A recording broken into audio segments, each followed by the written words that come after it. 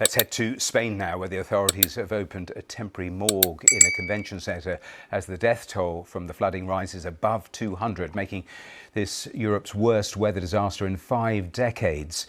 Rescuers say 205 people are dead, but a minister earlier said dozens and dozens were still missing as rescuers battled to reach areas still cut off by floodwaters. Emergency teams are struggling to restore basic services days after the floods, which caused widespread devastation. Another 500 military personnel have today joined the search and clean-up operations. The Valencia region was hit by an entire year's worth of rainfall in just a few hours. It triggered flash floods and swollen rivers. Many roads, bridges and rail tracks have also been destroyed, while power and internet continues to be disrupted. From Valencia, Bethany Bell reports. The scale of these floods is devastating.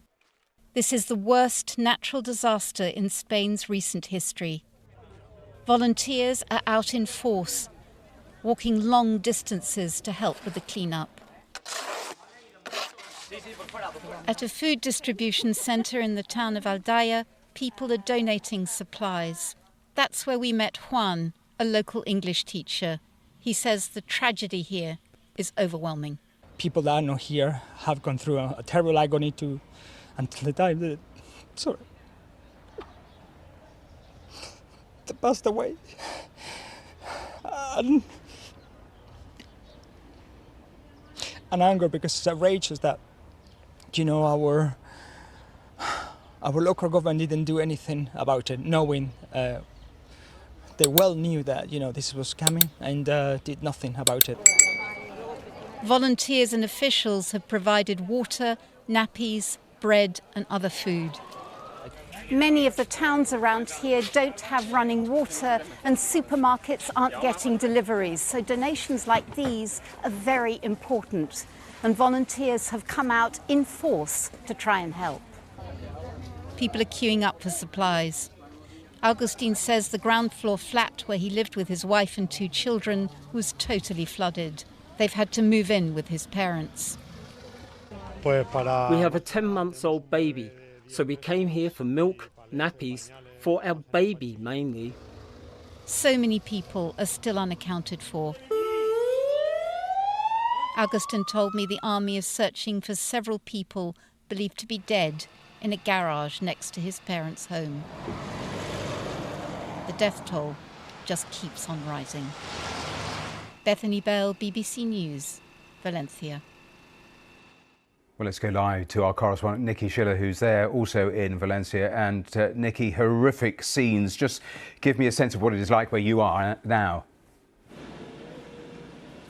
Yes, Matthew, so I am in the city centre of Valencia, but the bit that has been hit, and you can see there is a mass operation. If you turn the camera around, you'll see that there is a JCB that has just arrived, and you can see the piles of rubbish that are on the sides of the streets. If you walk up with me, I'll show you what's going on, because throughout the day it's been really heartwarming, because thousands of volunteers have come into this part of the city from the main city centre, because about 5 kilometres away from here you wouldn't know there's been a flood, but it's a bank holiday here in Spain, so lots of people went to hardware stores, got buckets, got spades, got brushes. Indeed, I spoke to one woman who said the shop that she went to had completely sold out, and so they made her one out of a piece of piping and some foam at the bottom, because she was so desperate to come here and help. And there has been such a community effort, and what they've been doing is moving the rubbish that is here out of the streets, and we've got the forklift here which is going to start moving some of this stuff and get it out of the area, because this whole area, Matthew, has been devastated.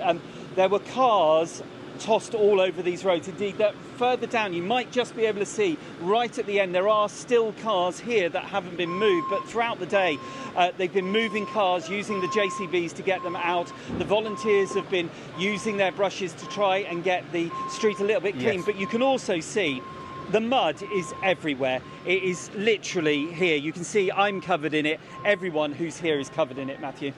Nikki, tell me a little more about the search for more bodies, because we've heard officials really clear that they think dozens and dozens of people still potentially are to be found.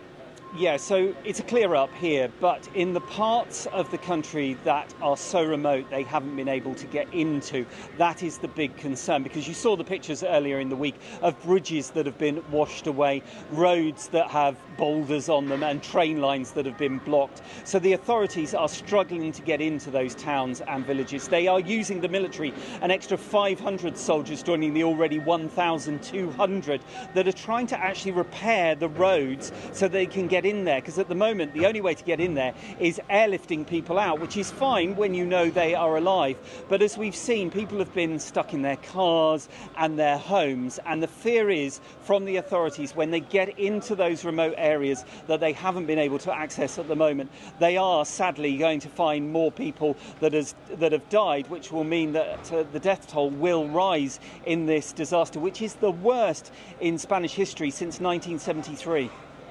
And Nikki, there have been more flood warnings in different areas today as well, haven't there? Yeah, there have been. So there was a red alert in one area of the country, Huelva, but that has been downgraded now to an amber alert. But there was a lot of concern that there was going to be torrential rain there. And there are other areas that have got these alerts on at the moment. Here in the city centre last night, it rained and it just made the mud much worse. So the authorities really worried about those weather forecasts, because as you can imagine, if you have more rain on top of what is already happened, then there could be the potential for even more flooding. And just a final thought, Nikki, because with all of what you've described, they're also trying to restore power to so many areas still disrupted, aren't they? Yeah, absolutely. So this area that I am in, about a kilometre up the road, there is no power at all. Mobile phone signal, very poor. And so they haven't been able to cook a hot meal in 3 days. They haven't been able to have, say, a hot shower. And what the authorities are doing here to help with that is they brought a chef in who is going to be cooking hot food at the local church here so that people can get a hot meal. But also people have been bringing supplies, water, food and baby clothes to that church so they can give them to the people in need here, Matthew. Nikki, thanks so much.